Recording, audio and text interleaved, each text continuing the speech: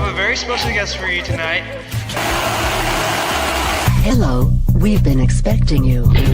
This is not a test. Your government and corporate overlords have implemented new measures for your own health and safety. We are just following orders. Everything is going to be fine. I'd like to introduce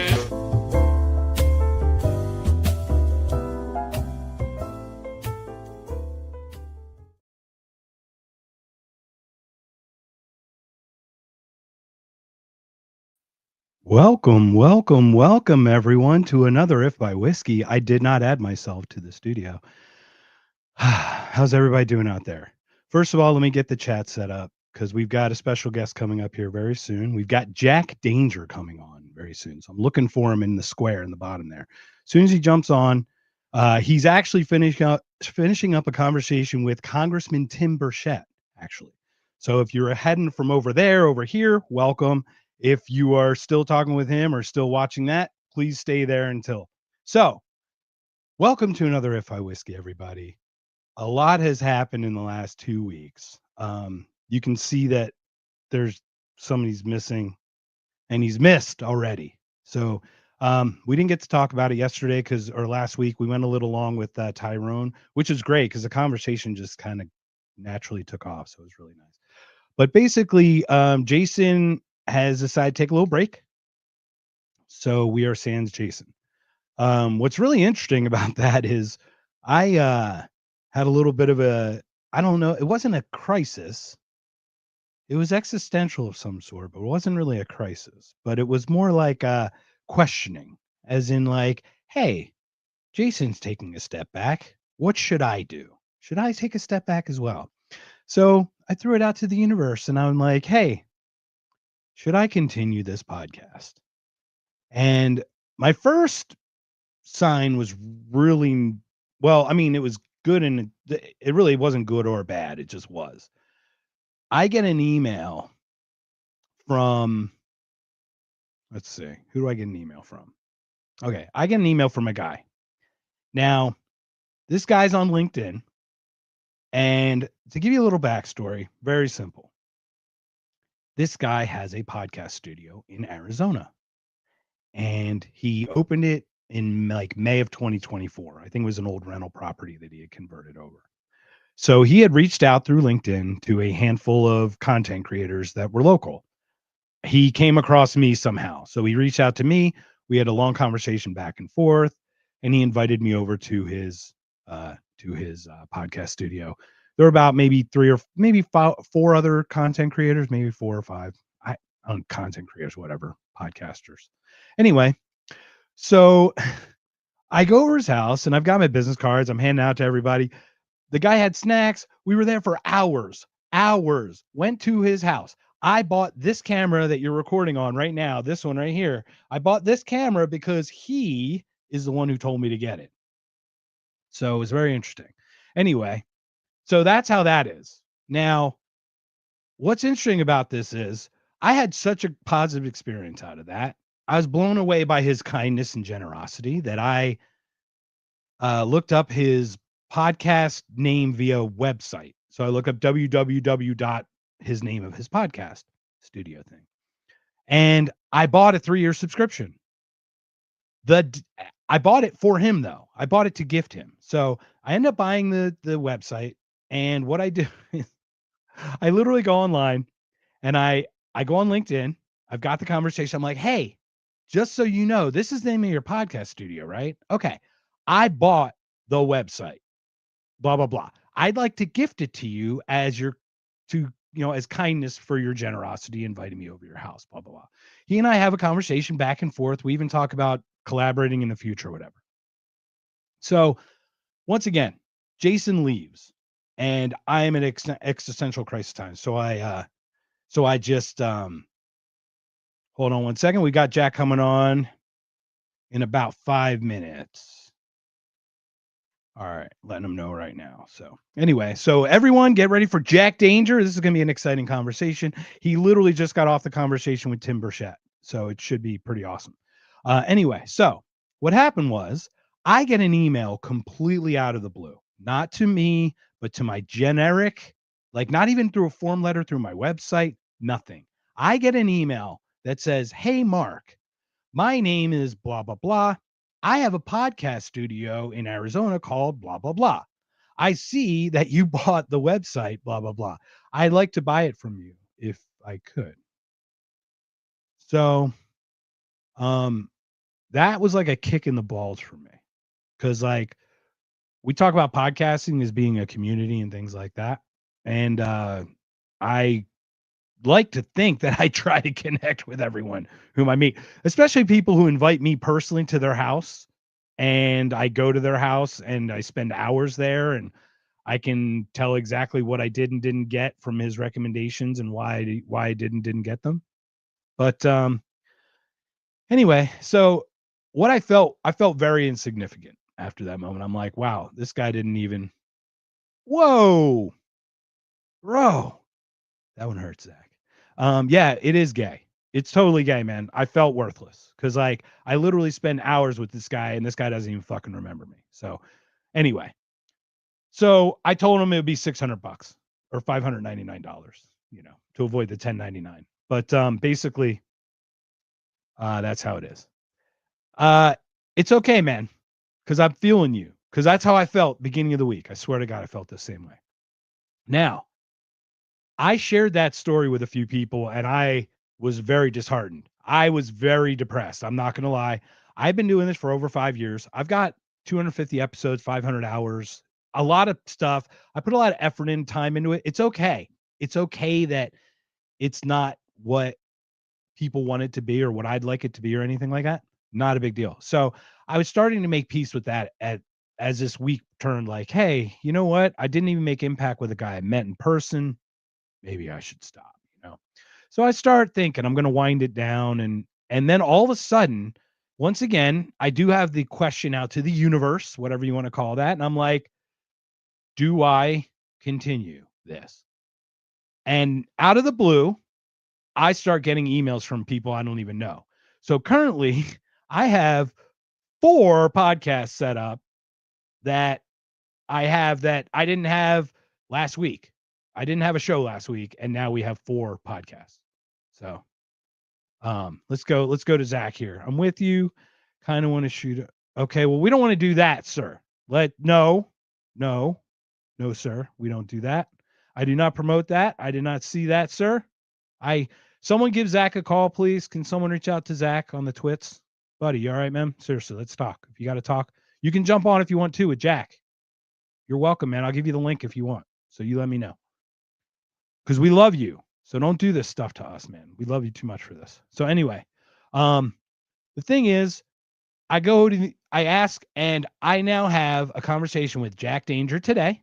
I have a conversation with Clint Russell, whom I have tried to get since December of 2023.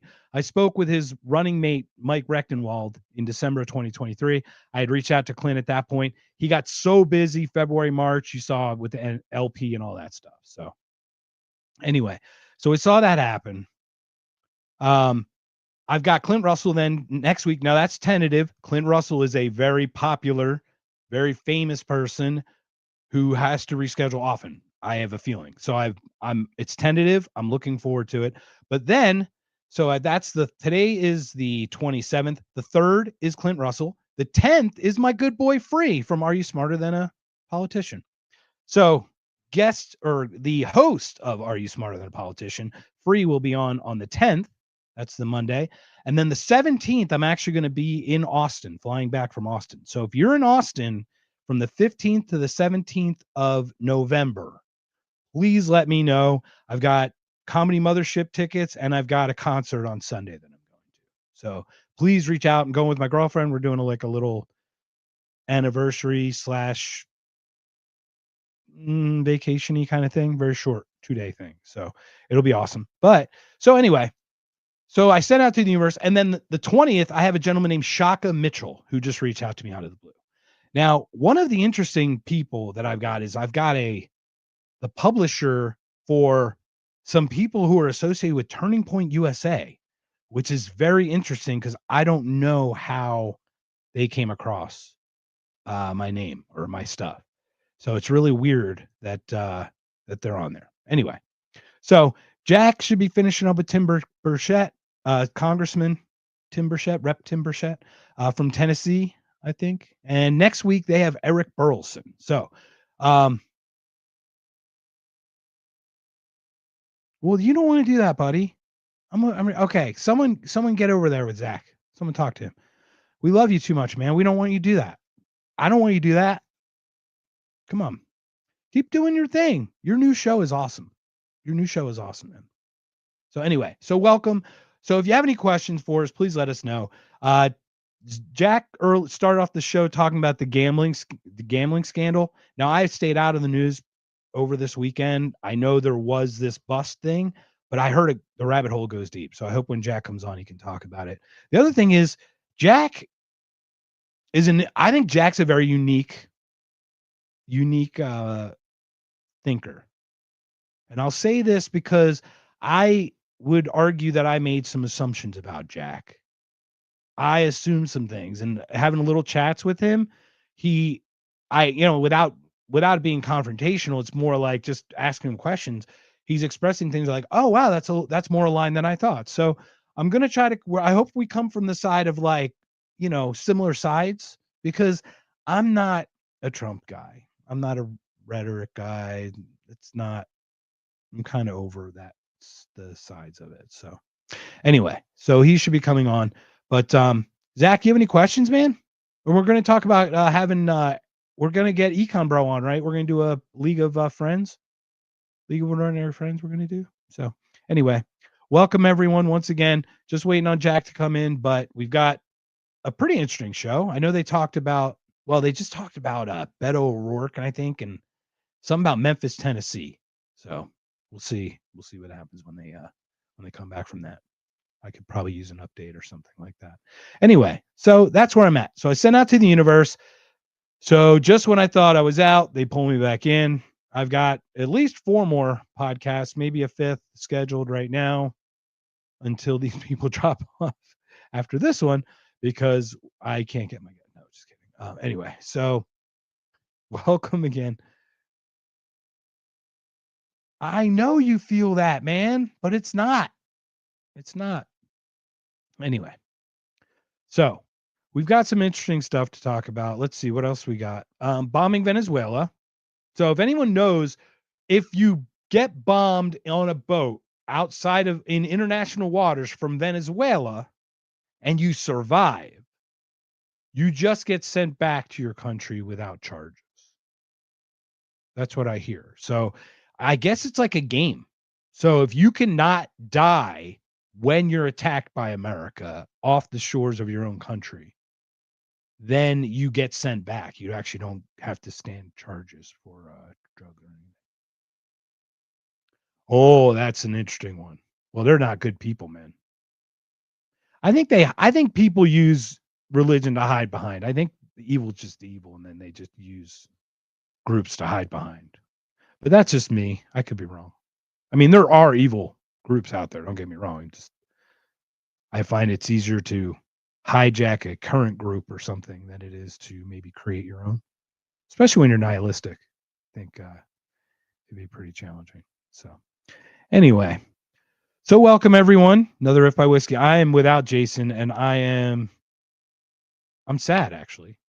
I'm sad because Jason's not here. So my heart hurts a little bit. For some reason, my battery says it's fully charged. I'm hoping it's fully charged. Did I just lose power or something? That's interesting. Anyway. All righty. Well, all the technical stuff's going to go to shit because Jason's not here. So anyway, welcome. Zach, are you the only guy that's in here? It shows like there's a bunch of people in the X there, but perhaps not. Anyway. All righty. So let's see what we got going on. So what we're going to talk about, actually, what's interesting, they talked about the gambling thing. I remember back, I think it was 2006, 2007, when Rick Tocchet of Philadelphia Flyer fame and Phoenix, Arizona Coyotes fame, whatever you want to call it, that he was indicted or embroiled in a gambling racket with Janet Gretzky? Was it Wayne's wife? Yeah, actress wife, Janet Jones. Ooh, so interesting. So we'll talk about that a little bit. Welcome, and anyway. So what else we got? Okay, so Jason, I thought I mentioned it. All right, so Jason's having a baby in December, and I will not speak for Jason, but I think he's gonna focus on his child, and I think that's a really awesome thing for him. So he's got a baby girl, man. He's got to protect her and do all the good stuff that a dad's got to do. So it's a big loss for me from a greedy sense. But anyway, yeah. So Jason is just not here right now. So anyway, I'm sad. So it looks like Jack just reposted, so it should be good to go. I had to redo the Rumble link because I'm an idiot and all that good stuff, but we'll see. Yes, 100%. Congratulations to Jason. Really awesome. 100%. I'm so excited for him.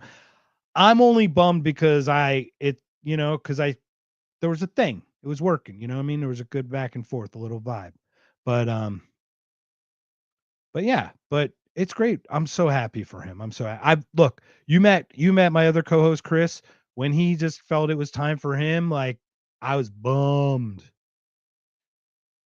All right, I'm gonna let Jack straighten it out. I'm gonna let him. I think he could probably hear me. He's good. He's got the thumbs up. I'm gonna add him right now. Hey. Hey, Jack. What's up, man? Welcome. Thank you. How you doing? Good, man. I watched like 90% of it. I had to obviously jump on here. Start, but I got to Memphis. So I think your co-host was just going to ask Congressman Burchett about Memphis. So before we even get to go, could you finish that conversation real quick, and then we'll get started, man. Then we'll get talking. Well, yeah. About Memphis, he was asking him, because it's turned into basically a shithole at this point. It's nothing but crime. Just like all the other Democrat-run cities. And he said, that they're going to try to clean it up. I think Trump is going to bring in the National Guard at some point, most likely, the same way he did. He cleaned up Chicago and Washington, D.C. and all these others. He did a great job on those. So he's probably going to bring it into Memphis, too. I think that's one of the ones he talked about, as well as San Francisco. I also asked him, about some other things, but we'll get into that, man. It was a really good conversation. It was really awesome. And I mean, you had a truncated time. You had about 30 some minutes, but you really made the most of it. So we'll get to that. What's interesting, a lot of people from our space would may have been to Freedom Fest. Was it 4 years ago? I think it was at Memphis. A lot of people had scary stories about that. So I'm sure people will be scaring that. So first of all, welcome to If by Whiskey, man. We don't know each other. We've never met. I've watched a couple of your shows. I watched your politician show with Free, of course, but I don't know you. I will say I made assumptions. Okay. Now I still have assumptions. We all do. We all go in bias. I watch some of your stuff, even just from early things we just said, but that's not what we're doing here. What we're doing here, we're going to start to get to know each other because I don't know you. You said things to me in a private chat that I would have assumed you would not have thought otherwise. Right. So we do this. We grab you take an ideology or a thought, and then we just put everybody in this bucket, right? Yeah. Let's take a step back, man. Your name's Jack Danger. You're a podcast holic. Welcome, Jack. I appreciate it. I'd love to hear your origin story, man. Tell us from like your starting point. How did you get into just all this? And this show's called Tangents. I'll stop and I'll jump in and ask weird questions off back and forth. We're just here to get to know each other, man. I'm here to get to know you, understand what your views are. I'm not here to, we'll argue another time, but this time, but how can we even, unless we understand where we come from, how can we even start to have a conversation? Right. No, you're absolutely right. Okay. So basically, now first of all, I'm gonna tell you how I came up with the name Jack Danger. Obviously, that's my nom de plume. It's just a name that I use for podcasting and any kind of thing outside of my actual job or anything like that, because it's just it helps keep you safe from doxing and other things like that. Plus, it's the same thing that celebrities do or anybody else, singers. So I like the name Jack Danger. It's funny, I came up with that name because have you ever seen the show Brooklyn Nine-Nine? It's a hilarious show. Andy Samberg, really, really funny. So what happened was him and his partner were going to see this USPS agent, the United States Postal Inspection Service. Yeah. And his name on the thing, it said Jack Danger. And he's like, whoa, Jack Danger. That name is badass, badass. So then when he goes in there and he says, are you Jack Danger? And he's like, it's actually pronounced Donger, Jack Donger. And it was so fun. And then he's like, call me Jackie Donger. It was just it was hilarious, man. So I'm thinking, you know what? I want to be Jack, since he's not going to be Jack Danger, I'll be Jack Danger. I love that name. It was awesome. And so the whole podcast thing got started with James, actually, because he found me on X and I came on his radio show. He hosts a radio show in I think God, I want to say it's Springfield, Missouri. He hosts a radio show there. It's on the radio there, obviously, but anybody can listen to it nationally at ksgf.com. And so he hosts the radio show there, and he found me on X and he asked me to be on the show. So I came on the radio show for about an hour or two, however long it was. And then we were inundated with comments saying, how much chemistry we had, how good, we should do podcasts, this or that. So that's how it got started. He found me on X. I came on his radio show. And then before you know it, we started with audio only. So we were doing audio. I mean, this is back in infancy of podcasting, before we even knew what we were doing. So we started audio only. We put, just a cheap little logo that I made, that was just, cheap little paint logo. It wasn't good or anything like that. And, we started with audio. Then we moved on to, other things to where we eventually are now, which is, live streaming on, all the platforms. We have our own website, secretamericalive.com. And, it's gone pretty far. I mean, look, now we've got, U.S. congressmen coming on our show. We had Dinesh D'Souza a couple of weeks ago. Now we've got, a sitting U.S. Congressman, Tim Burchett. And next week we have another sitting U.S. Congressman, Eric Burleson. So, it's going really well. Yeah, you're doing great, man. You're just on fire for it. I so congratulations on that. Now, how did you hone your personal perceptions politically, ideologically, things like that? How did you come to the side you're on? Because I find you extremely nuanced. Mm-hmm. You tell me National Guard should be in Memphis, and I'm sitting here screaming at myself inside my head. At the same point, you're the same guy who said Libya was the biggest fucking mistake we made. Like, you know what I mean? These are two things that are held very differently. So like what clearly makes me think about that is that you've thought about the individual topic as they are contextually in there. Does that make sense? Right? Yeah, no, you're right. So, you're exactly right. How did you get to that? Because like it's interesting with Free. Like Free mentioned, like he aligns a little bit more with you than your co-host. But when I watched the Dinesh D'Souza one, I couldn't really distinguish between them. And it's a snapshot, right? I don't get hours and hours. Like I read people generally, but it takes some time to get there, right? So how did you get to using that kind of thought process to pick your side? Honestly, it's been honed over a long period of time. I was never really into politics. 2008 was the first time I was allowed to vote legally. I was over 18 in 2008. I voted for Barack Obama because I thought, and I wasn't into politics at the time, but I voted for him because he said everything you wanted to hear. But, I didn't know that he came out of nowhere, that he's actually Kenyan, all these things. But he said what you wanted to hear. We wanted change. And it sounded like he was going to be that person. Now, 2012, huh? Don't forget the hope. Oh, the hope that, yes, we can change the whole thing. But in 2012 now, I voted for Mitt Romney only because he was the lesser of two evils. They're both terrible. It's like in New York right now, the lesser of two evils, Mamdani or the grandma killer Cuomo. Honestly, believe it or not, the grandma killer is the lesser of two evils because Mamdani will kill a hell of a lot more people with his communist policies.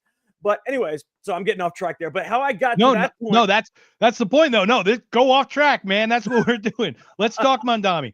Yeah, he's not going to be able to implement 90% of it. It's going to fall on his face. You'll see a collapse. It's not going to work. Let me tell you this. Okay, so for one thing, he's never had a job. He has no idea how to run a government, how to handle an emergency, anything like that. He's wanting to run 8.5 million people. That's what he wants to do. 8.5 million people. And he can't do that. He has no idea what to do.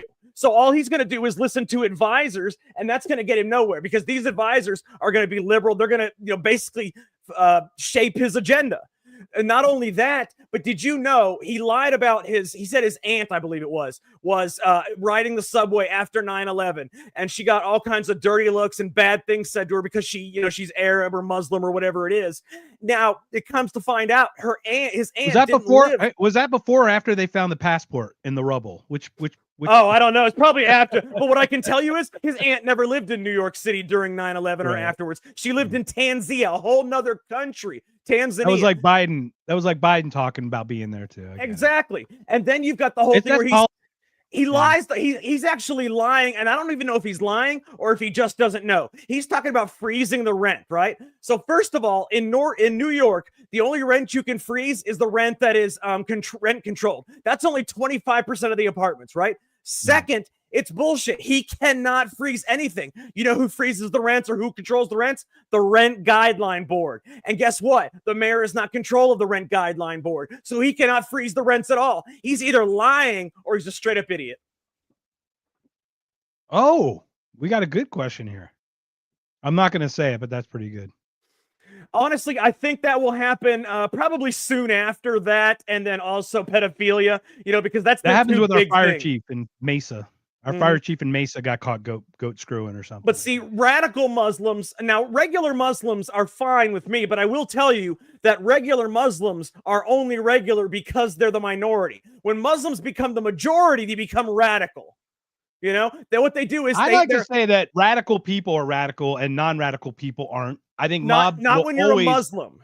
Mob mentality, right? But mob mentality happens with pitchforks and torches all the time. Yeah, but see, right? Muslims, once you get, they hold themselves back. What they do is they're all radical because that's what the Quran, basically demands. So they hold themselves back because they're the minority and they know they can't do anything about it. But once enough of them get in, then wait till you see Mamdani win mayor. You will see radical Muslims all over New York City. Yeah, that's why everyone should be carrying, and it shouldn't be illegal in New York City. I mean, I would argue that there would be a lot more pacifists if more people carried. I guarantee that shit wouldn't be out of hand. They target gun-free zones. It's crazy. Anyway, so Mamdani, obviously, he's gonna win, right? I mean, there's like little doubt, right? Well, I'm hoping that he doesn't. I'm posting as much stuff as I can.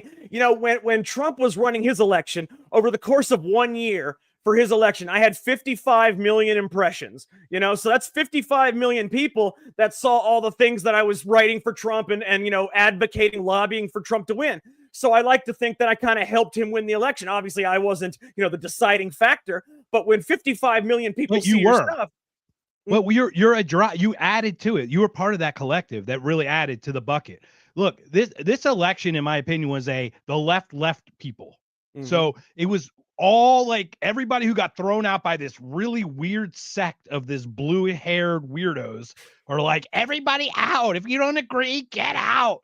And they're like, all right, I guess we're out. And now they can't recapture it because they have nothing. They have nothing behind it, Nothing. But even the radical governor of New York, Kathy Hochul, did not want to endorse Mamdani. She didn't want to endorse him at all, but she was forced to do so.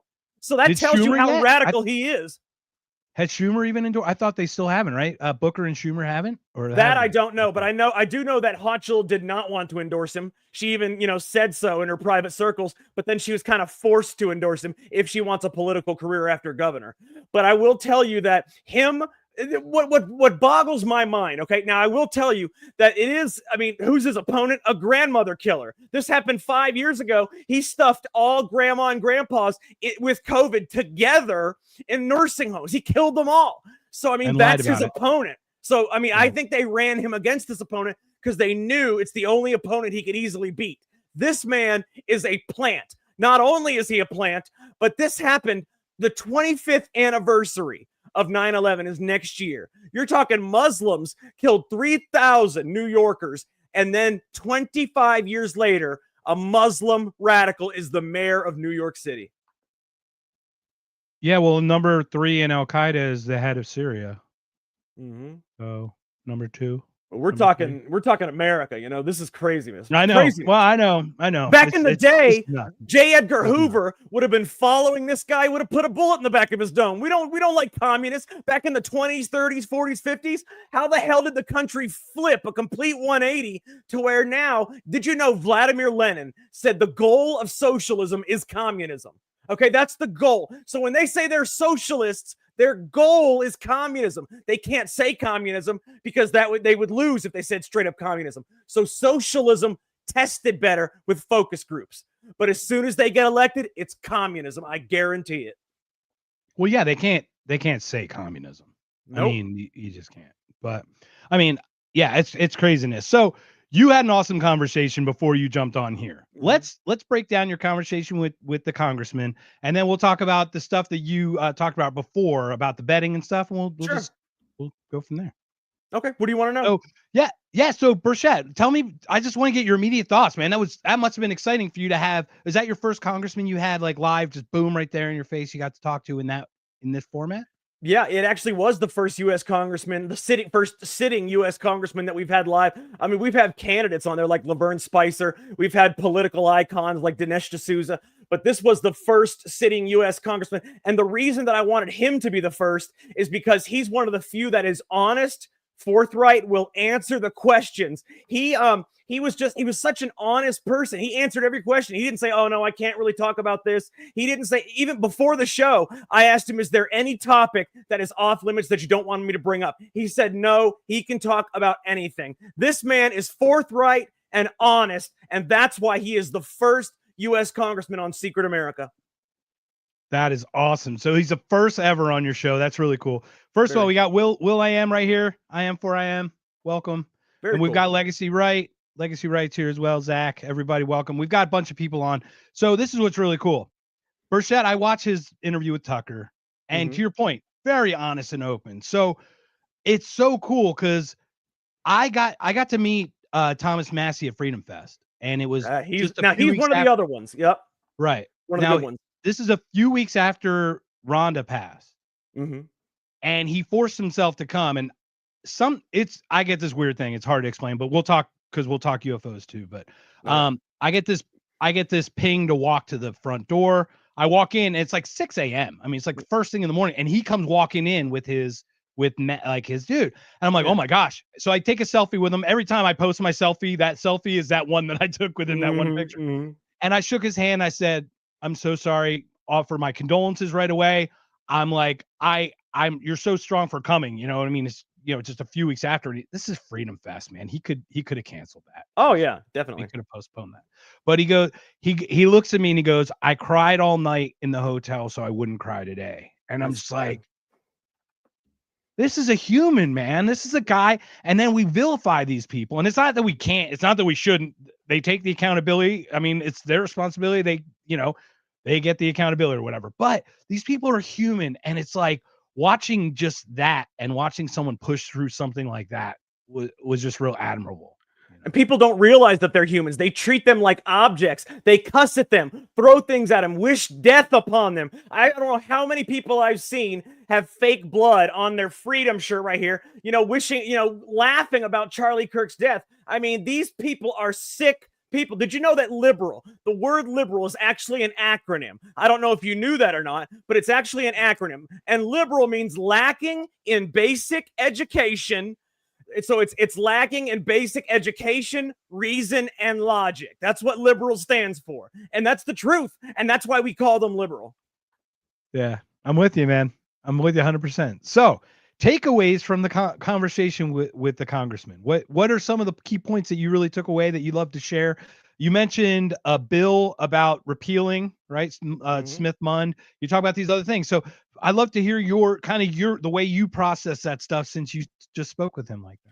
Well, I can tell you one of the big answers that people might skip over. He said that there is indeed. Now, this man he's on the House Intelligence Committee. Okay. He gets the House Oversight Committee, excuse me. He gets all of the intelligence and things like this behind closed doors. And I asked him, from everything you've seen publicly or behind closed doors, is there intelligent life beyond Earth? And he said, absolutely. He said the word indeed. Absolutely. Okay, this man just confirmed that there is indeed extraterrestrial intelligent life beyond Earth, and I happen to think that's unbelievable. This is not a crazy man. This is not some man who's saying, "Oh yeah, there's aliens." No. This is a man that has all the information behind closed doors that regular Americans do not have. This is a man that didn't shake and say, "Oh, well, I'm not sure." This is a man who said, "Yes, there is intelligent life beyond Earth." Emphatically, yes. And that's huge. I do want to back that up with one quick statement because he did follow it up. He did say, "I think so." Now, he still confirmed it, to your point.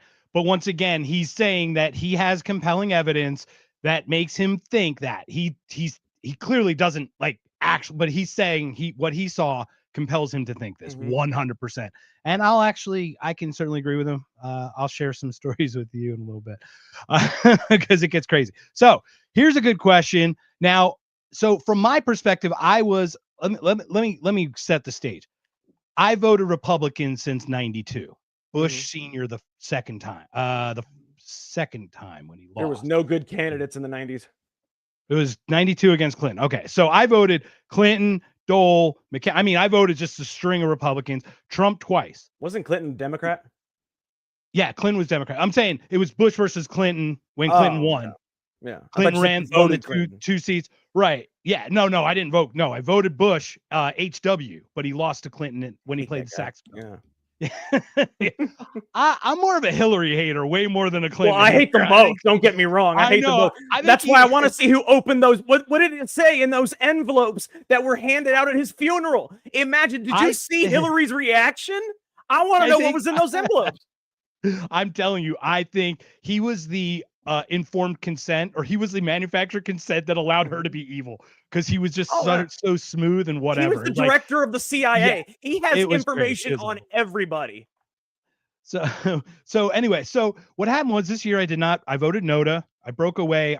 I did go to the LP. I was gonna none of the above. I was gonna look at Mike Rechtenwald, but then what happened at LP National Convention? That made me look at the politics again. Oh, I saw the pattern of the politics over the idea. I'm like, what am I doing this for then? So I do vote on like direct initiatives, but people, it's really challenging because I don't know them. So why am I voting for someone I don't know? Why would I vote against someone I don't know? I don't even know why I do any of that, to be completely honest, right? Like I'm just at that point now. So with that, we got a little crazies in our group. We huddle up. William is one of my favorite crazies. Question is, do you think they keep someone like a Massey in a single person, like a Tucker, to be able to be like, oh, he's that opposition. He's not controlled, but he certainly doesn't have the teeth to do that. Because what are your thoughts on that, on their strategy, if that is a strategy? Well, let me tell you, he says Congress is bought and paid for. That might be the case in, 50%, but others are blackmailed. I mean, they're either bought or blackmailed, and others are threatened. I mean, there are people you saw, they killed Charlie Kirk in front of 50 million people on live television, shot him, and then they threw out a patsy. Same way they did with JFK, they threw out a patsy. Same way they did with Trump and Butler, they killed a patsy. So that way they could blame it all on him. So these people can get to you at any time, and you don't know who they are. A person that stops at a red light next to you could be that guy. The person that's walking behind you, the person that's behind you in line at the Starbucks could be that guy that's ready to kill you. So if they threaten you, you have no idea who they are. It's scary as shit. Imagine people coming into your house, changing shit around, and then saying, hey, I got to your house, or actually grabbing their kid from school, pretending to be a parent, grabbing their kid from school and then bringing them home, saying, hey, I can get to your kids at any point. These people are going to do whatever they say. Now, I will say most of it is bribery. If you look at AIPAC runs Congress, okay?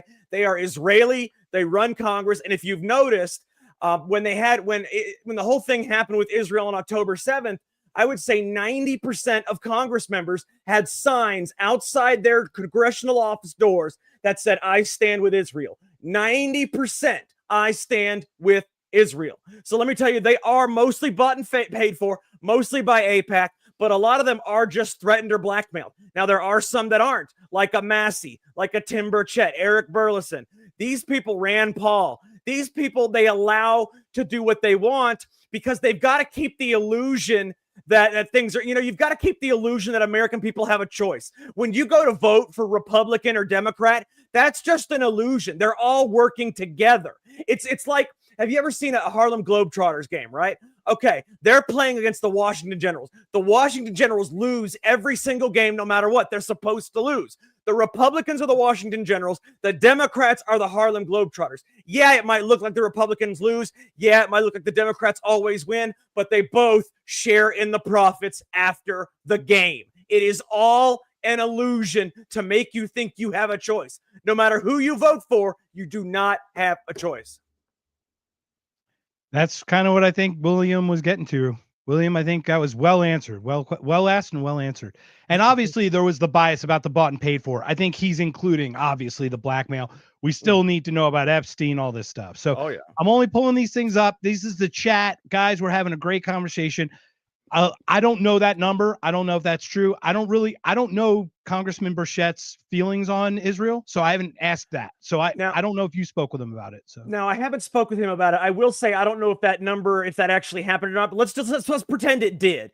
28,000 is not enough to, not enough to get somebody that, not enough to bribe somebody, okay, in Congress. 28,000 is not going to do it. Now, I say maybe they donated 28,000 because they want to help keep him in Congress. Like I said, there are people like a Massey, like a Burchett, like a Burleson, like a Rand Paul that they keep in there to make you think you have a choice. And these congressmen actually do try to work their best. They actually think that they can make a difference. The problem is they can't because there are people that are bribed, blackmailed, or threatened. So AIPAC, yeah, he probably gives money to different entities that to keep them in there, help keep them in there. 28,000 is definitely not enough to bribe anybody, but I can tell you that it is enough to help keep him in Congress, and that they want to keep these people in as long as they can because it helps the voters think they have a choice. And once again, to follow that up, Chris follows it up with a great conversation as well. He liked the candid interview. So he's obviously, these are healthy criticisms, healthy questions. I love that he was honest. Right. His personal opinion, $1 is too much from foreign governments. Well, you would argue that AIPAC should be FARA registered. Or are they not registered as a foreign agent? They're not. No. Really? AIPAC is not. AIPAC's the only one that's not. Well, they are. You didn't know that's like the biggest one in America. No, they are called American and they're based, but they're not registered FARA, but they've been trying to do that for a while. So I don't know. That might be just new news because that's an interesting, because it makes you start thinking about, well, why not? If it's just lobbying like any other lobbying, you might as well register, right? Like, what are you hiding by not registering? Well, you see, Chris says that $1 is too much from foreign governments, and I agree. Foreign governments shouldn't have any say in our politics. But did you know this? Let me tell you guys this. The birth certificate for Barack Obama does not matter. If he was born in Kenya, it does not matter. Ted Cruz, born in Canada, it does not matter. You want me to tell you why? Because the Constitution said you have to be a natural born citizen, right? So what happens is when you're born, you have to be a citizen of America. It does not say you have to be born on American soil. That's the problem. If you are born in Kenya and your mother is an American citizen, you are considered a natural born citizen. Ted Cruz ran for president. He was born in Canada, but he ran for president because one of his parents was an American, so he's considered a natural born citizen. So all this talk about Barack Obama's birth certificate is moot. It does not matter as long as one of his parents are. This Constitution does not say you have to be born on American soil. That's the thing that needs to be changed. Yeah, and the other thing we forgot to mention, Ted Cruz's other parent was a snake. Mm-hmm. We forgot to mention that. No, just kidding. No, just kidding. But so your point is you're defending Obama's eligibility to run as president. Is that correct? I'm telling you basically what the Constitution says. Yep. And I'm telling you that it needs to be changed so people like Obama can't run. So it needs to be born on American soil, for example. On American soil, because natural born citizen is ridiculous. Well, how would you argue military children on bases?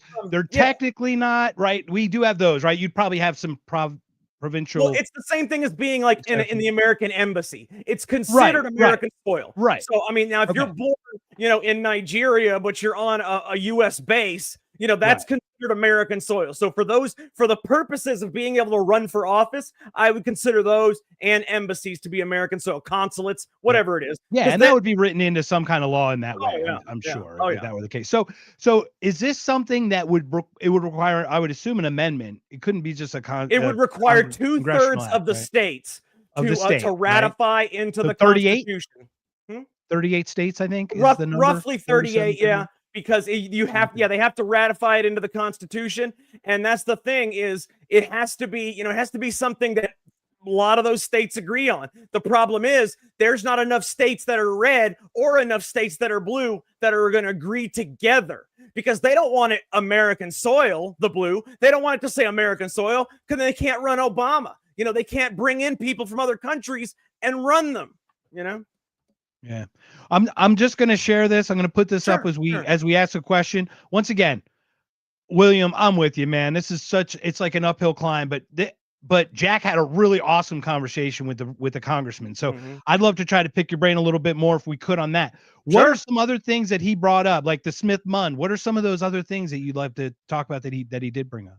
Yeah, the Smith-Mundt Act is huge because I asked him about, so Thomas Massie actually introduced legislation to repeal the modernization of the Smith-Mundt Act. The Smith-Mundt Act basically made using propaganda domestically, which means in America, illegal. That's what it made. Now, Barack Obama modernized it to where now essentially propaganda can be used on domestic soil. That's why you see the government trying to interfere with all these companies, trying to pressure Facebook and X and all this. And that's why you see so many lies happening on mainstream media because it is now legal to use propaganda on American citizens. Now, Thomas Massie is looking to rectify this with his legislation to repeal the modernization of the Smith-Mundt Act. And I asked Tim Burchett if he was for this, if the president was for this. He said they are both for this. They would vote for it right now. The problem is you have to have 60 votes, and that's not enough because they only got 53 Republicans. Yeah, I think they have 54 votes on that one actual. So they might have gotten maybe 52 and 2. They'll never who get knows? 60, though. Never. No, you always have this Venn diagram crossover. The Democrats need the propaganda. There will never be 60 votes on that. So this is for the audience, okay? And I'm going to put this once again. I'm just going to put this back up because it's William's comment, but this is how they do it. Smith-Mundt allowed them to propagandize Americans. But little do they know that they've been testing how to propagandize Americans in Europe and Maidan coup, in the color revolutions. They use all of that same tactics that they use to propagandize Americans. They use that there and they honed it and they perfected it. And then we get George Floyd riots. And then we get these weird It BLM. works well. And then not only that, the BLM fist is the same one that they have with Madeleine Albright with the money in it from the Ukraine Maidan coup. It's the communist fist, actually, yeah. Right. It's hilarious that these correlations happen. So we're just trying to uncover this stuff, man. So it's just crazy. So what I love is Smith-Mundt, they're allowed to propagandize us. We're asking to have them stop propagandizing us. When we had the opportunity to repeal the Patriot Act with 702 and at Pfizer, right? They expanded it. So don't expect to hold your breath to get this for our audience, right? Once again, it's another one where they're dangling that carrot. No, you're absolutely right. And the reason for 9/11 had a lot to do with the Patriot Act. Let me tell you right now, okay? FDR knew that Pearl Harbor was about to be bombed. He knew that information ahead of time. Now, why didn't he do anything about it? Because he needed support to enter the war. Americans were against the war. But as soon as, thousands of people died in Pearl Harbor because of the bombing by Japan, immediately he had support to enter the war. That's what he wanted. Now, let me tell you, George Bush knew ahead of time that 9/11 was going to happen. He knew that the planes were targeting the Pentagon. They were targeting, the Twin Towers. He knew these things, but they let it go anyway. Why? One is for money. I mean, Tower 7 dropped despite not being hit by anything. Billions of dollars that Larry there was a fire. Got. Oh, yeah, There's a fire. fire. Somehow that happened. I don't know how that. But yeah, so building 7 dropped. So you're talking billions of dollars there. But then the main thing, though, is the Patriot Act. Now they can violate your rights. And let me tell you one thing. This is one thing that you're going to want to know, Mark. This is something that everybody needs to be aware of, okay? when things like this happen, they try to ask you to trade liberty for safety, trade freedom for safety. And so many people are scared because this big event happens that they trade their freedom for safety. But what you don't understand is you will never get that freedom back. Never. And that safety, it's BS, because it's not something that was a one-off event. That's not going to happen over and over and over again. But you just traded away your freedom for safety from a thing that doesn't exist. Yeah, and that's the whole Franklin quote. Anyone trading their freedom for safety deserve neither. Yeah. And that's the truth, and that is the truth. And this is how they get you. This is exactly how it's taken me forever to find the exact quote, but this is, I think, what I come down to. They weaponize your compassion against you for your for protection, for your safety, for the women, for the children, for the children, for the children. How many child acts are literal just spy campaigns? You're like, what is this? What, you're spying on children? What do you know what I mean? What do you just made me think. There was a question I wanted to ask Tim Burchett, but I completely forgot. Write it down for Burleson. Write it down for Burleson right now. You know what? That's a good idea. And what I was going to tell me now, and then write it. Yeah, tell me now. Well, I've already got it written down. I just forgot to ask him, but I'm going to tell you real quick what that question was, because I'm going to ask it on Monday so you guys can listen to it. So the question, check this out, okay? I said, based on all the evidence that is public and other evidence that you are privy to behind closed doors, can you estimate, let's say in the last 100 years, can you ballpark for me how many of America's most infamous events, such as the JFK assassination, 9/11, etc., were actually government ops or false flags? I wanted to ask him that question, and I completely forgot, because he is on the House Oversight Committee. He could ballpark that shit. And I'm going to ask Burleson the same thing. You should definitely ask him. So once again, we'll go through this. Wilson, FDR, they all do. And once again, FDR, people don't know this. Not only did we know there was an 8-point bulletin or an 8-point letter memo that was created to force Japan, knowing that cutting off their oil from here and pushing them there and forcing an alignment there and doing this would corner them to a point where they'd have to react. And thank you, Chris. I just want to say thank you to Chris. Sorry. What do we got? Oh, no, there we go. Oh, yeah, there we go. He was talking about the question. Read it out. No, read it out. I want you to read that out. I love the comment? Yeah. Oh, it says that is a fucking awesome question, Jack. and I know question. Chris, because he's over there when I do Are You Smarter Than a Politician? And he actually also watched the podcast with Tim Burchett. So, he's a cool guy. But I mean, that's the question that I wanted to ask, but I am going to ask Burleson. I want to know in the last 100 years, how many of these were actually government ops or false flag operations? Because that's going to be an interesting question. Yeah. I mean, so let's go through. We could go through a handful off the top of our heads. Sandy Hook, Northwoods. You think Sandy Hook still was kind of op? Sandy Hook is without a doubt an op. Oh, yeah. Let me ask you this. Now, I'm only going to ask you this because this is out of ignorance. Sure. You're a podcaster in this podcasting space who's grown. You see what they did to Alex Jones over Sandy Hook, and you're still skeptical of something. Oh, I'm not skeptical. It was without a doubt a hoax. It was without a doubt it's not a false flag. A false flag is something that happens, and then they use it for political reasons, or it happens for a different right.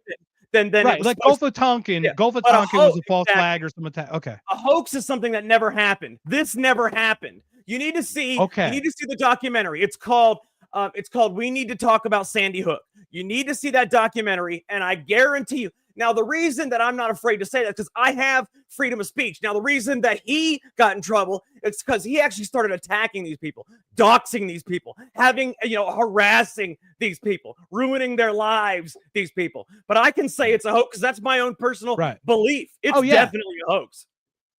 Interesting. I definitely want to hear. And I can tell you all about it, man. Right. And look, let me put it this way. This is my philosophy. I'm very Aristotle. Like, I don't know who said it. They attribute it to Aristotle, but it's the mark of an educated mind to entertain an idea without adopting it. You give me an idea, you give me a premise, you give me all the information, I'll go through it. I'm open enough to compel me to change my mind. One of the people I've changed, Michael Jackson. I was on the Michael Jackson was a pedo side. I, after having much studied this, speaking with his nephew over for 3 hours, it's crazy how you start seeing it, and then you lay that story over every story since. And to your point, it's the pattern. How many of these are the Well, same? they were trying to discredit him. I don't think he was a pedophile either. I think they were trying to discredit him, and trying to because of things that he was doing. Right. Yeah, exactly. He was pretty asking too many questions. He was getting too big for his britches again. They had it's almost a Diddyism, its own same thing. He gets 4 years for that. 4 years. That's a slap on the wrist for what we even saw in video, even what we actually saw in video. Yeah. Now, I will tell you, as a conspiracy theorist, and I will tell you that conspiracy theorist is another word for truth teller. Okay, I am 67-0 since 2020 on conspiracy theories coming true that were actually true the whole time. So I am 67-0. I can promise I can name out every single one of them. It would just take a while. But Sandy Hook was a hoax, and I could lay that shit out for everybody. It was without a doubt a hoax. So this is where I'm in the camp. I do think that there's a targeted effort to drug these kids to have these events happen. So that's where I'm at with it. Actors, actually. Right. In a general sense, if I may. Yeah. I don't think Tyler Robinson was on that roof. I don't think he fired a shot. I don't think a 30-06 would not do that. No, it's not going to stick in your neck. Now, right. 30-06. Right. So I do think that the state are using the left trans ideology as the enemy for this specific case. It's their cover, if I may. Yeah, that's what it feels like. So outside of that, I can't tell you who it is. I can tell you who it's not, and it's not what they're saying, basically. Exactly. So that's why I say, the whole Charlie Kirk thing is a conspiracy, okay? That's one that I guarantee you Tyler Robinson was not the shooter. First of all, and and we can talk about this all day, I'm not going to do it, but a 30-06 bullet's not going to stick in your neck, okay? It's not going to stick in your neck from 150, 200 yards away. The exit wound would be like an orange, okay? It's just not going to happen. Even with a steel neck like Charlie Kirk's, whose miracle killed him but saved the people behind him? Yeah, that's impossible. Sure? I mean, even if it hit his vertebrae, it would have knocked his head off. No, it's just not. It's not the case. Okay, so let me tell you that whoever killed Charlie Kirk, I can tell you, like you said, it was not Tyler Robinson. So that's a conspiracy. Sandy Hook, huge conspiracy. Sure. I mean, I'm interested about the Sandy Hook one. And once again, it none of them ever smell right. Trust me, I will talk to you about this off air, and I promise you, cool. You will see that Sandy Hook was a hoax. No doubt. Let's go through some of these interesting comments. Sure. Here's an interesting one. Revolution's coming, not a civil war. People are fed up, have government fatigue, have the Federal Reserve stuff. Sadly, tyrannical government, that's where we're at. Maybe it's kind of are we at the tighter your fist, the more systems slip through your hands kind of part of Star Wars is kind of where we're at on that. And then secondly, I don't know, William, did you see my 3-hour podcast conversation with MJ with Taj Jackson? It is fascinating. And I talked to a journalist who's like a prize-winning journalist, and he's like, they mischaracterize that guy so much from the reality. It's unbelievable what like Rupert Murdoch did in The Mirror and all that. So anyway, there we are. FBI, CIA, NSA, where we go? Oh, go ahead, Jack. I wanted to actually, give me 1 second. I wanted to say something about Chris's comment right there where he says, now the crisis actors are freaking political party leaders. I wanted to say something about that real quick because he's absolutely right. Okay, so let me tell you. Mondami. Well, I'm trying to remember. Okay, so here it is. David Hogg. David Hogg. I knew you were going there. Exactly. He is the survivor of the 2008 shooting at the Marjorie Stoneman Douglas High School. He's the survivor of that shooting. Then all of a sudden, he comes up to be the vice chair of the Democrat Party before he's kicked out of there, obviously. But first of all, you got somebody. Oh, they put him back. Yeah. Oh, they put him back? Oh, well, you got a man. They're like, I guess we can't be this whatever. This. Well, he has information that these things were false flags. Now they're not hoaxes. And his dad. What's his dad's connection? Doesn't his dad like in the CIA? FBI, CIA, let me tell you something else about the Charlie Kirk thing. Did you know that Tyler Robinson's father is the person that was hired to redo the crime scene cement company? It was unbelievable. You talk about conspiracies everywhere. I told someone that yesterday. It was a birthday, Saturday, and it's my girlfriend and her family. And I have challenges sitting there with girlfriends and families because like I didn't vaccinate, everyone vaccinated. I don't do this. I'm outspoken. Like you come to me with something, I start with no and then change my mind. That's where I'm fine with that. But like it's all good. Let's see what else we got. Christie was correct. Civil rights movement. History rhymes. That's a good one. Okay, so what was funny is we're talking about that same exact thing about this the vaccine stuff, and you're like, you guys don't get it. Stop. It's like we can't talk about it. No, you have to talk about it because not talking about it's going to let them do it again. You know. Exactly. Anyway, I think I lost my train of thought on that. There was something I had a point, but whatever. Who cares? No problem. Anyway, so where are we at, man? Let's talk UFOs. What do we got? What's next? Hell, I mean, one of the things that I did ask him about, actually, you know what? It's cool because I got the questions right here. So one of the things that I did ask him about is if there's any, a lot of people want to believe, since there's not any real justice happening out in public, a lot of people want to believe that there's justice happening behind closed doors, military tribunals, secret grand jury indictments, trials, and absentia, whatever it is. So I asked him, do you know if there's any justice happening behind closed doors? And he said he definitely believes that there is justice happening right now behind closed doors that nobody gets to see, but it's happening as we speak. And that interests me because, like, if no one sees it, we don't know what it is. There's no transparency. Probably military tribunals because you can't. Right. Otherwise, it would be a sealed thing. Somebody would get pictures in a courtroom. Oh yeah, absolutely. So the question then becomes like, about what? Is it about leaving the 8 billion of functional weapons in Afghanistan? I mean, who's paying? Right? Are we talking about Millie? I'm thinking it's more has to do with the coup seat, right? in 2020. I'm thinking that's what it has. Okay, more so to the do Bay with. of Piglets coup, the one that's just been okay. I mean, treason is the biggest crime that we have. Let's share about that one. Would you share about this, the one that you think it is, what it's tied to? This is the Venezuela coup that Bolton was part of initially, the start. No.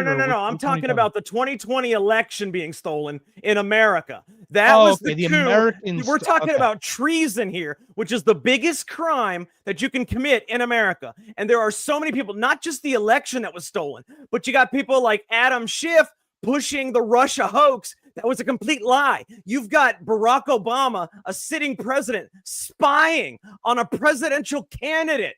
You've got Hillary Clinton putting out fake documents, lying to FISA courts so that they can get wiretaps for a president right now, incoming president. These are all treason charges. So they would have to be military tribunals. It would have to be behind closed doors because if anybody knew this was happening, it could crush the financial market. It could crush everything. Now, there is one conspiracy theory that I am a proponent of, and people might call me crazy. I don't care.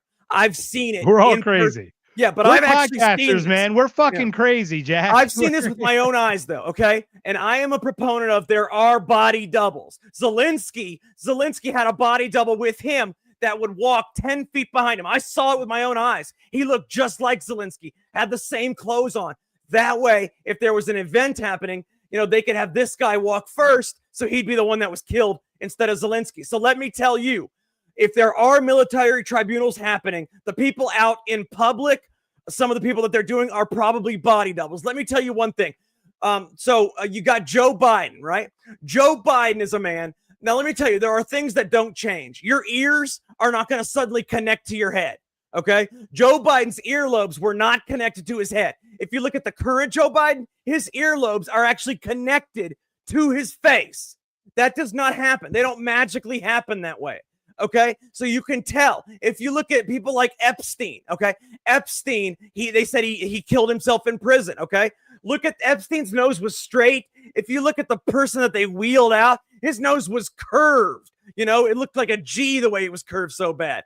These people a lot of them are body doubles. And I do think it's happening behind closed doors where nobody knows about. I really do think that's happening. And that's why I asked Burchett about it. And he said, it's most likely happening. And a lot of these people are body doubles. Did you see the thing where Hillary Clinton was getting arrested? She was getting taken, and she almost passed out when that black van pulled up. There is video of her getting into a black van. She's being carried by two arms, two Secret Service or police officers on either arms, walking her to this van. When she finally gets to the van, she starts shaking and falls backwards. And you can hear handcuffs clanging in the background. I am telling you, and you can watch that video. Go find it on X. You will see that. Please share that video. I've not even heard about that, and I literally watched find it real quick. everything. Let me tell you that this was unbelievable, and that's one of the things that make me think that these military tribunals are happening behind closed doors. Okay, here we go. I got the video. I'm going to share it real quick with you. Okay, I'm going to share it with. Yeah, go for it. Let me see if I can share. Okay, here we go. I'm going to share my screen real quick. Yeah, please. Here we go. Is it working? Let me make sure. All right. Got it? I don't see it. It's not. Oh, hang on. Oh, yeah, there it is. Yeah, I got you. I got you. There you go. Yeah, we're good. Okay, cool. We're good. All right, so here we go right here. I want you guys to listen to this. Take a listen. This is Hillary Clinton.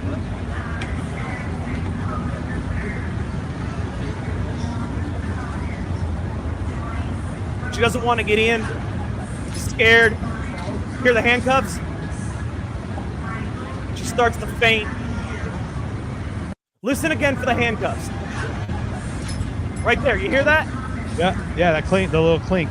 Yep. And then she faints, and they put her in the van. And this is been verified, blockchain, AI, all that.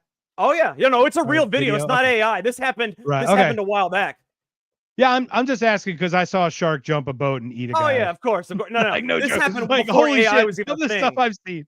Mm-hmm. No, and I have to ask that question. You know that. So when was that? When are they dating that? That I would need to check. Let me look and see if it has a date on it. I'm not 100% she's been sure. around walking, or I mean, or at least someone. If we're talking body doubles, let's just go all in. Someone representing her is still around talking and doing. Well, that's what I'm talking about, is the whole body double thing. And actually, that's the real one that they took. I'm sorry? I'm saying that's the real Hillary they took into custody, and the body double's the one doing the rounds now, is what would be the claim. Confirmed that it is Hillary Clinton. Thing about it? Yeah. There is video up front where you can see she is handcuffed behind her back in that video. And I'm going to show it to you real quick. I'm going to stream it one more time. A different video. Yeah. You can see her hands behind her back and that she is actually handcuffed. And I want to show everybody this real quick. Very cool. Okay, go ahead. You good? Yeah, there we go. All right, here we go. So I'm going to start this at the beginning. Now, it's got loud music, so you might want to turn down the music. I don't know if you want to or not, if you can turn down the volume. I'm going to try to turn it down on my... I don't think I can. Yeah, I don't have the control. All right, I got it turned down. So here, I want you to see this, okay? Look behind her back. You see her hands? Now watch. That's her hand right there. Right there is her hand. Yeah. Tucked behind the skirt or behind the... No, her hands are behind her back right now. Can you see this woman grabbing her arm, leading her? Look at that. Her hands are behind her back. Yeah. And she faints when she's about to be put in the van. Look at that. Right there. Yeah, there you go. And it's The Undertaker. So for all you WWE fans out there. But I'm saying that's the clearest evidence that you could see that Hillary Clinton was arrested and put in that van. And it's been confirmed that it is Hillary Clinton. You can go find it. I wonder if Hillary's body double gets the heebie-jeebies and feels gross being Now, let me tell you, there are people... They can find body doubles that look exactly like you. Everybody has a twin. And not only that, but these people are paid millions of dollars, and what they do is they do plastic surgery to look more like you, all kinds of things.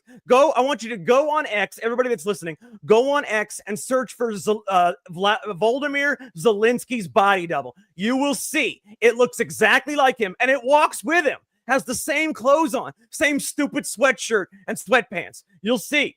And I'm telling you, body doubles are a real thing. This video is exactly when she's arrested. You hear the handcuff clinks. You see her hands behind her back. You see her being led into this van. When the van doors open, you see her get scared and shake and pass out almost. This was her. And it has been confirmed that it is Hillary Clinton. That's a fact. That's crazy stuff. So, I would love to just get a timestamp on the date. Like, I'm just curious. Actually, you know what? Let me work on that. Yeah, you'll pull it up. No, you'll just pull it up. You'll share it. Like, that's the whole thing is, once again, we're all here to share information. What people do with what you share is up to them. You know, it was September 11th, 2016. Oh, wow. September 11th, 2016 is when that happened. 16. So that would have been was that the year of her failed election? No. Yeah, it was right. And I mean, right before November 16 would Trump have been became her president. election. You know right? why she was arrested? And she had a stroke and fell. Didn't she fall and hit her head? Was that from this thing? Maybe did she fall? Do you want to know? No, but do you want to know why she was arrested? Because they found out that the Russia thing was a hoax. So she was arrested for treason for doing the whole Steele dossier thing. And then, but see, if you arrest all these people, it's going to make, not only is it going to make America look weak, but it could crash a lot of things. I mean, you're talking about politicians that are huge. It could crash the economy if this, it would scare it would cause a lot of problems. Okay. A lot of problems. There might even be a fight between politicians to let this person go or whatever. But military tribunals behind closed doors, there's nothing they can do about it. This happened September 11th, literally 2 months before Donald Trump was elected president. He had a 3% chance to win the presidency, but he won the presidency. And I'll tell you why, because Hillary Clinton was not actually running by November. No, he had an 8% chance. Don't you remember? It was 92-8. Yeah. Well, either way, Hillary Clinton was not running. It's going to be 92% of people who could vote would vote for Hillary Clinton. Mm-hmm. Get out of here. No but one. He won because Hillary Clinton was no longer running at that time. She was no longer, so they couldn't have her elected, because if she was elected, there's no Hillary Clinton. So. Right, here we go. So Bill doesn't have the influence he did with the Dixie Mafia anymore. That's true. That would be Whitewater and all the other stuff. He probably did. He probably did. If you want the truth, he probably did. Problem. Yeah. I was done with that bitch. I mean, hell, if you want to get out of stuff, Hillary's the number one person that they want trial for. She's probably already been executed behind closed doors. Yeah. Cool. And I know, and look, Mark, I want to tell you, I know you think this might be out there, but I'm telling you 100% that was her. You can look it up. She was arrested in that video, and there are you know what? I'm going to find you the body doubles just so people can look. I'm going to find it for you real quick. Jack, I'm with you 100%, man. I ain't even pushing back. I haven't shared my crazy with you, bro. You have no idea what crazy is. Well, see, the like. thing is, people think this is crazy, but it's not. It's actually a real thing. But that's the point, is mine's real too. It's just, it's all perception, man. It's all hey, perception. I found it. Can I share it with you real quick? Yeah. Oh, absolutely. Yeah. Bring it, man. Share the information. I want you to see first of all, thank you for everybody being here. We got Jack Danger on. We've had this conversation well over an hour. We're having a great time. We're going to talk some more, but go ahead, Jack, set it up. Yeah, I want to show you guys this, and it confirms, this is the president of Ukraine. It confirms that body doubles are used, and when a military tribunal happens, the body double just steps in to keep up appearances. Let me show you something real quick. All right, so I'm going to share my screen here. All right, go ahead and you can put it on whenever you're ready. Is it up? Okay, good. Yep. So check this out. Here's what I'm going to show you. Okay. I love how, first of all, hold on, before you continue, man, I love how excited you get, because that's how we should be approaching all this stuff. We should approach it super excited, and then it slowly weans as we get more information and get more centered. But I love that you jump out like this. So thank you for doing. I got a lot of passion for this kind of stuff, so I love it. It kind of leaks out. But check this out, man. I want you to look at this, okay? First of all, here's his body double. See how it looks exactly like him and it's dressed like him? Look at that. That is his body double, okay? Then look over here. Right here. See his body double? Look. Exactly like him, waiting in the wings behind him. This is actual body doubles for the president of Ukraine, and Ukraine. I'm certain Eastern European countries have body doubles. Oh, without a doubt. What's funny is maybe that's who had the baggie of cocaine, was Zelensky's body double. Well, you never know, but look, that guy has the same beard and mustache, the same hair, the same outfit.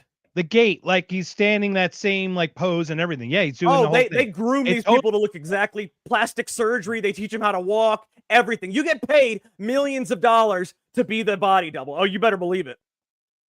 I believe it, man. So, look, you've been here, hour 15. This is your show, man. You've been gracious in your time. What do you want to talk about? What do you want to share? Anything? Well, actually, I have to get going soon because I got to get up early for work. But I'd love to come back on sometime because this has been a ton of fun. Yeah, definitely. I'd love to come on your show at some point as well. Definitely. We'll have you on. I'll send you a link from a podcast I did. It's only an hour. Okay. But it might set the table for the crazy. So sure, I'd love to listen to it. So before we go, First of all, thank you so much for joining us, man. I'm so excited. It was a great conversation you had with the congressman. Looking forward to next week. I'm going to catch that one as well before I do my show with, I think, Clint Russell. So maybe I'll try to get if Clint has time and if he confirms. Once again, Clint is such a busy guy. It is a tentative schedule.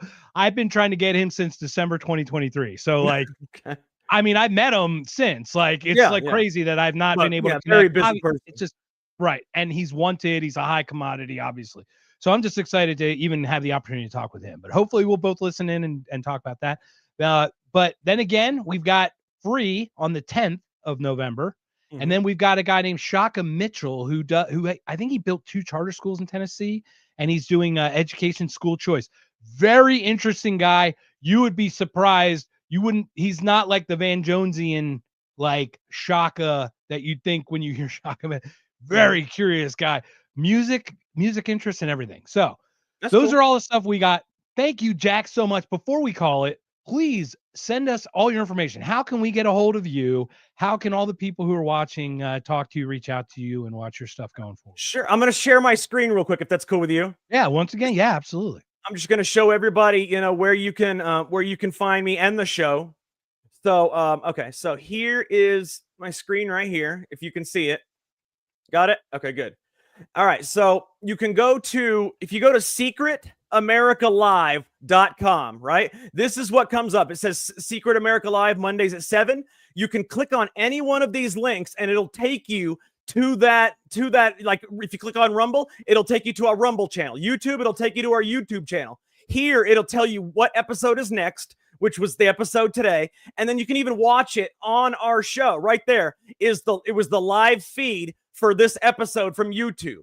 And then you also got down here, click to support the show. You can buy us a coffee. You just click this logo and you can buy us a coffee, to help support the show, because me and James pay for everything ourselves. We don't run ads. We don't have anything like that. So we pay for everything ourselves. So, buying a coffee helps a lot. So you got secretamericalive.com. But then also, if you go to X, my page is actually at America's Outlaw right here. At America's Outlaw, you go to my page right here. It's at America's Outlaw. It's America's with a Z. I'm trying to up my followers. Right now I have about 55,000, but I try to follow back anybody that's interesting. So, if you're interesting, I'd love to follow you back. I'd love to talk to you. And that's where you can find me. And you can also find James at Clary Podcast, but Secret America is the main thing. If you want to watch us on X, it's at Secret America TV. That's awesome. And that's how I did it. I went on secretamericalive.com, was it? Secret America. Sweet. Yeah. Secretamericalive.com. Right. That's what I typed in, and I watched it in the web browser through the YouTube. It was really cool. It's very intuitive, guys. So yeah, so it does all your stuff functioning awesome. So it was great to do. Well, once again, thank you, man. You have any final thoughts, any comments, quotes, anybody you wanna shout out to before we call it a night?